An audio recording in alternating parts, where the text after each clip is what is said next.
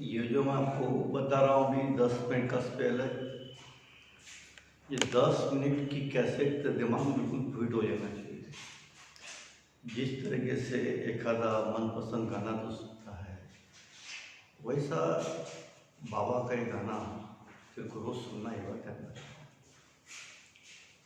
Dissolution का problem solve करते हो कितने पार्ट करते हैं? 4 part. Part 1, part 2, part 3, part 4। पहले पार्ट में बैलेंस शीट का पोस्ट होता है। नंबर 2 में एडजस्टमेंट। Number 3 compulsory adjustment.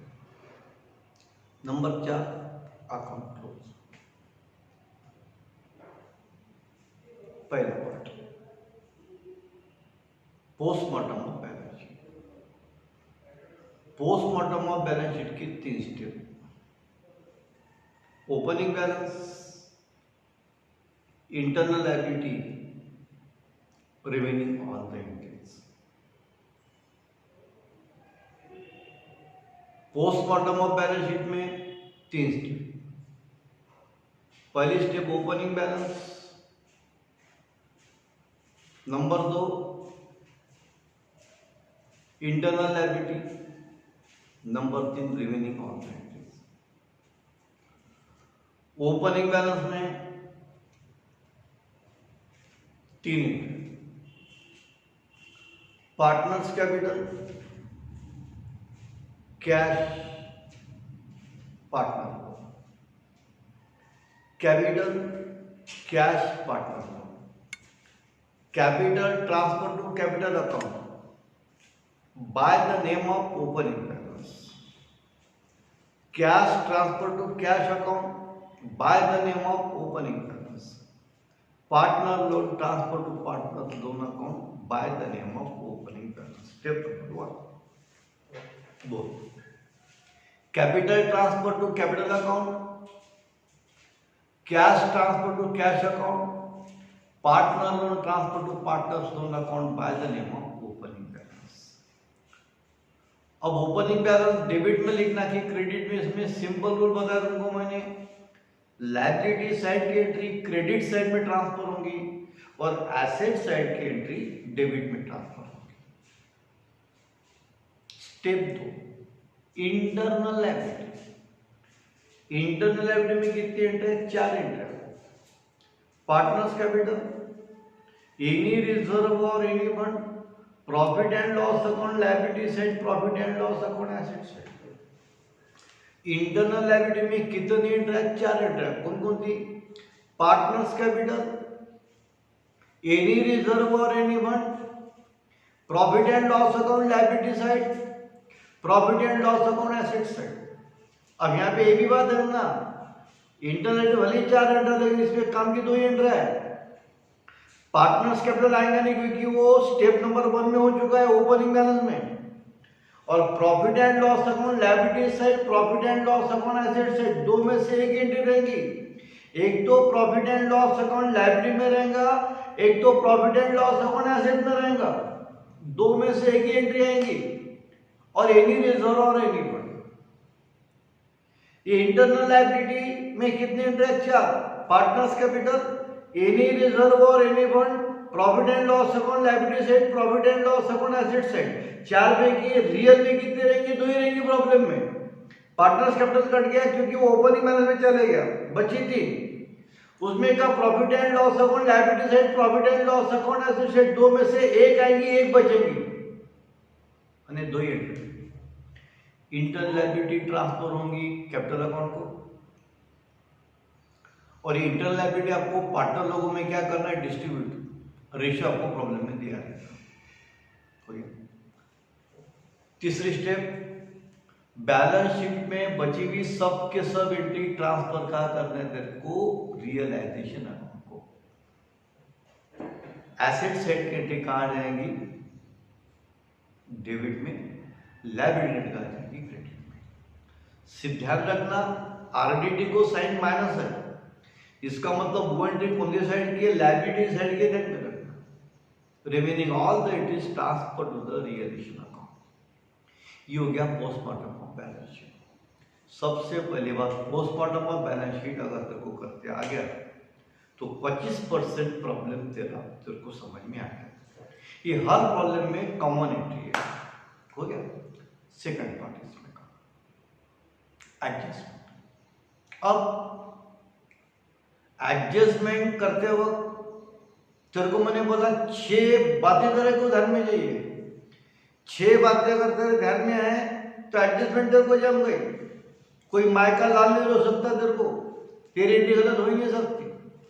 देख, पहला पॉइंट, प्रॉब्लम में एडजस्टमेंट में तेरे को लायबिलिटी दिया तो लायबिलिटी का पेमेंट ही करना है, पत्थर की लकीर। एडजस्टमेंट में तेरे को एसेट दिया तो एसेट से कैश कम सी नहीं होंगी, पत्थर की लकीर। कैश कम सीन होती है, कैश अकाउंट डेबिट ही करना है। Cash goes out, cash account credit, ये 4 एंट्री एकदम चल रहा है। एडजस्टमेंट में कितने पॉइंट याद रखना है? 6, छक्का।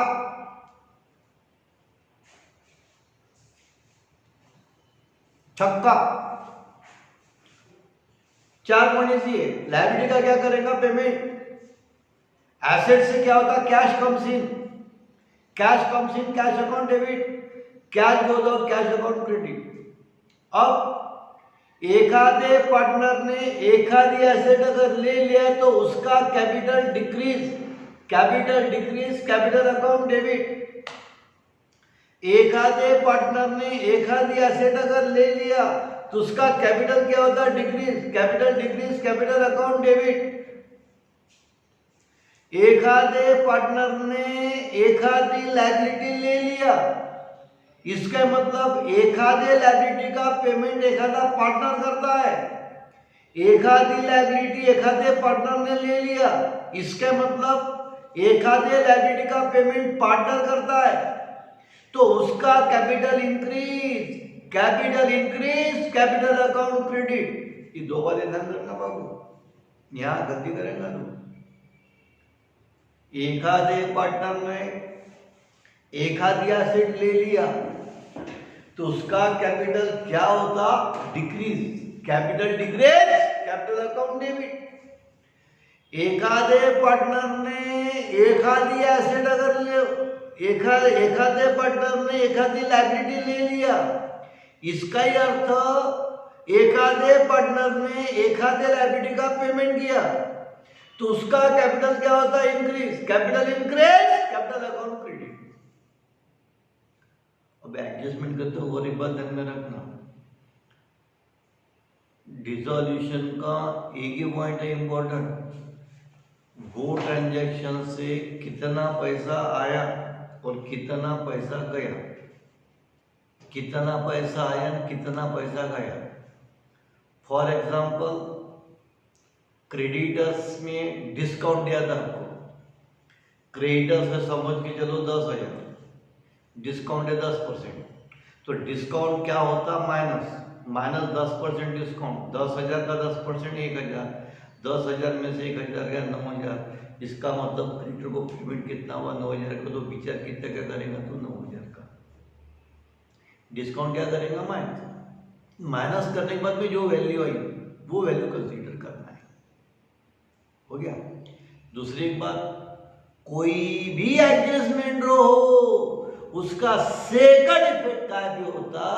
रियलाइजेशन अकाउंट पे ही होता है। कोई भी एडजस्टमेंट हो उसका सेकंड इफेक्ट कहां पे होगा? रियलाइजेशन अकाउंट पे ही होता है। जो क्या पार्ट 2। पार्ट 3 अगर भूल गया प्रॉब्लम गया, क्योंकि पार्ट 3 का नाम है कंपल्सरी एडजस्टमेंट। ये प्रॉब्लम में दिए हुआ नहीं है, तेरे को दिमाग लगा के पहचानना पड़ेगा प्रॉब्लम में कंपल्सरी एडजस्टमेंट है क्या। रह भी सकती, नहीं भी रह सकती। अगर कंपल्सरी एडजस्टमेंट प्रॉब्लम में अगर है तो उसके 2 ही पॉइंट है। कौन से 2 पॉइंट? अभी बताया तुमको मैंने। पहला पॉइंट, कंपल्सरी एडजस्टमेंट के 2 ही point, payment of partner loan, payment of remaining external liability. तेरे को क्या देखना है? पार्टनर से अगर एडजस्टमेंट में देख पार्टनर से जो लोन लिया उसका पेमेंट किया हुआ है क्या। अगर पेमेंट नहीं किया हुआ तो तेरे को उसका पेमेंट करना है, इसका मतलब वो compulsory adjustment payment of partner loan. इसकी एंट्री पेमेंट करने के बाद में cash goes out, cash goes out, cash account credit, cash account credit, partners loan account debit. ये एक ही एंट्री ऐसी है, ये एक ही एडजस्टमेंट ऐसी है जिसका सेकंड पे रियलाइजेशन अकाउंट पे नहीं होता, या पार्टनर्स लोन अकाउंट डेबिट हो, ध्यान रखना। बाद में payment of remaining external liability, ये देखना पहले प्रॉब्लम में एक्सटर्नल लायबिलिटी कितनी है। अभी तक की जो 3 प्रॉब्लम हुआ है उसमें एक्सटर्नल लायबिलिटी 2 ही है, क्रेडिटर्स और बिल्स पेबल। एडजस्टमेंट में देखिए इसका पेमेंट हुआ है क्या, हो क्रेडिटर्स का पेमेंट हुआ है, बिल्स के पेबल का भी पेमेंट हुआ है, एक्सटर्नल लायबिलिटी का पेमेंट हुआ है, इसलिए पहले 3 प्रॉब्लम में ये payment of remaining external liability ये कंपल्सरी एडजस्टमेंट पहले 3 प्रॉब्लम में नहीं है। हो गया, अकाउंट क्लोज करना है। अकाउंट क्लोज करते हो अच्छा, अकाउंट क्लोज करना है। अकाउंट क्लोज करते हो पहले कोणता बेटा, सबसे पहले कोणता अकाउंट क्लोज करेगा, सबसे पहले अकाउंट क्लोज करेगा partners loan account. Partners loan account close हो गया, दोनों साइड की टोटल सेम है, उसमें बैलेंस नहीं आता पाप करके। दूसरा अकाउंट क्लोज करेगा रेवलेशन अकाउंट, ये कोई नया नहीं कर ले, प्रॉफिट एंड लॉस अकाउंट तो क्लोज कर चुका है फाइनल अकाउंट में। और एक बात ध्यान में रखना, डिसॉल्यूशन केस में फर्म को जनरली लॉस किया था, एखाद्या रेयर प्रॉब्लम में प्रॉफिट होता, 90% केसेस में लॉस किया था डिसॉल्यूशन के प्रॉब्लम। इस अकाउंट क्लोज कर, प्रॉफिट भी आ सकता लॉस भी आ सकता, लेकिन मैक्सिमम केसेस में लॉस आएगा, ये बात ध्यान में रखना। लॉस आया, जिस तरीके से तूने नेट प्रॉफिट डिस्ट्रीब्यूट किया उससे लॉस तेरे को डिस्ट्रीब्यूट करना है पार्टनर को। हो गया, आगे का पॉइंट कि लॉस ट्रांसफर कहां पे होगा, कैपिटल अकाउंट को ट्रांसफर होगा, कैपिटल अकाउंट क्लोज कर, कैपिटल अकाउंट बैलेंस आएगा, कैपिटल अकाउंट बैलेंस कहां पे आएगा, डेबिट साइड में जाएगा, ध्यान में रखना, क्रेडिट साइड की ही टोटल वैल्यू होगी, कैपिटल बैलेंस डेबिट साइड में आएगा, उसको नाम cash account, closing balance transfer to balance sheet, closing balance transfer to cash account, और बैलेंस ट्रांसफर होगा कैश अकाउंट को, और कैश अकाउंट की टोटल दोनों साइड की वैल्यू सेम है।